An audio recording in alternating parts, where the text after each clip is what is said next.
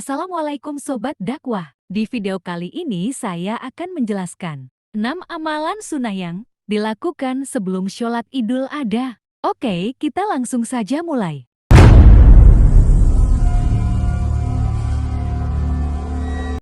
Pertama, tidak makan sebelum salat Idul Adha. Pada hari raya Idul Adha, umat Islam diperintahkan untuk menangguhkan makan sebelum berangkat salat Idul Adha dan baru makan daging kurban. Setelah salat Id, diriwayatkan oleh Budairah bahwa Nabi Muhammad tidak berangkat pada hari Idul Fitri sebelum makan terlebih dahulu dan beliau tidak makan pada waktunya. Kedua, mandi sebelum berangkat ke tempat salat.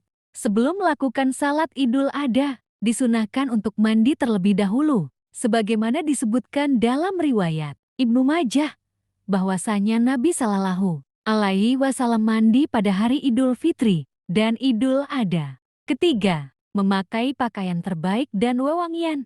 Dalam beberapa riwayat disebutkan bahwa Rasulullah mengenakan pakaian terbaik dan memakai wewangian ketika hendak salat Adi, baik salat Idul Fitri maupun Idul Adha. Keempat, melewati jalan yang berbeda ketika berangkat dan pulang sholat.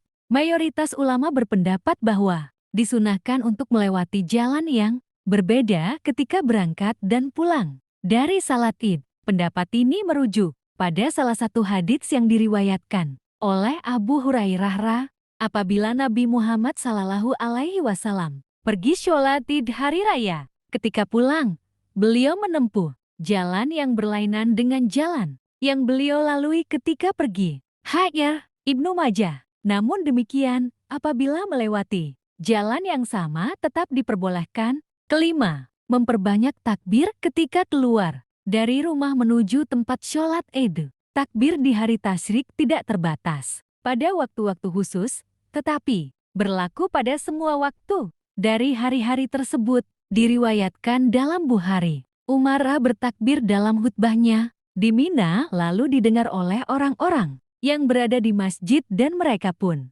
mengikuti takbirnya, bahkan orang-orang. Keenam, tidak boleh memotong kuku dan rambut. Selain kelima sunnah di atas, disebutkan dalam sebuah hadits bahwa tidak diperbolehkan memotong kuku dan rambut sebelum sholat Idul Adha, tepatnya sebelum berkurban. Siapa saja yang ingin berkurban, dan apabila telah memasuki awal Zulhijjah maka jangan ia memotong rambut dan kukunya sampai ia berkurban. Hadits Muslim. Terima kasih banyak yang telah menonton sampai akhir, semoga bermanfaat untuk kalian. Jangan lupa untuk subscribe, like, dan share. Terima kasih.